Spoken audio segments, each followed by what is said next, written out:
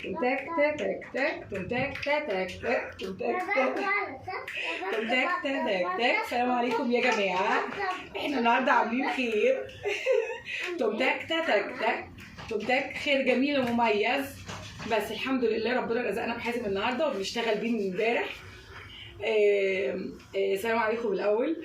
مفيش تك تك اهدى بقى عشان نعملوا الفيديو. ماشي، مفيش تك تك تك. تمام ماشي. السلام عليكم. النهارده 8/6 بفضل الله وكرمه، غدا ل 38 اسره. تقريبا ده اخر اطعام، فاضل 20 يوم على فاضل 20 يوم على العيد. فبس يا ابني حاضر، فضلت 20 يوم على العيد، فما مش هلحق اعمل لحمه، خلاص مش هلحق اعمل اللحمه. بعد محاولتي الفاشله ان اسكت حازم ما عرفتش.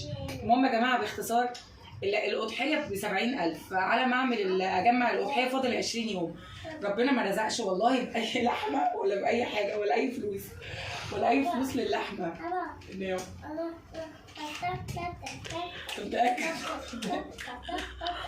المهم ربنا ما رزقش.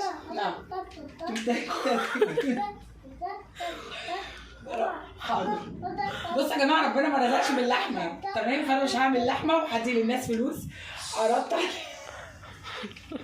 عرضت على الناس يا حاج، عرضت على الناس نجيب فراخ. قالوا لي يعني ينفع الناس تعمل فته بلحم بشوربه فراخ؟ فالناس رفضوا. فقسمت البلد نصين، فال110 اسره، كل اسره 200 جنيه، فكل اسره 200 جنيه، فده كده افضل واحسن حاجه بالنسبه لي. وفي نفس الوقت الحق اجمع. انا فاضل لي 20 يوم على العيد، والمفروض ان ال 20 يوم دول اكون جمعت فيهم 22,000 جنيه، لكل اسره 200 جنيه. فالموضوع صعب وتقيل جدا جدا، فده من غير شر ومن غير اذى يا رب يا رب، ونفضل كده كلنا موجودين وبصحه وعافيه. ده اخر اطعام في شهر 6، وبعد كده هنعمل اللحمه، هنجمع للحمه. قول باي. وللاسف ربنا حرمنا السنه دي لتاني سنه من الصدقه، من صدقه اللحمه الاضحيه. خلاص يلا، فان شاء الله خير، وجزاكم الله خير الجزاء. السلام عليكم. تك تك تك تك تك تك تمتاك تك تمتاك تمتاك تمتاك تمتاك. ايوه يلا يا زومي، يلا صلي تمتاك تمتاك.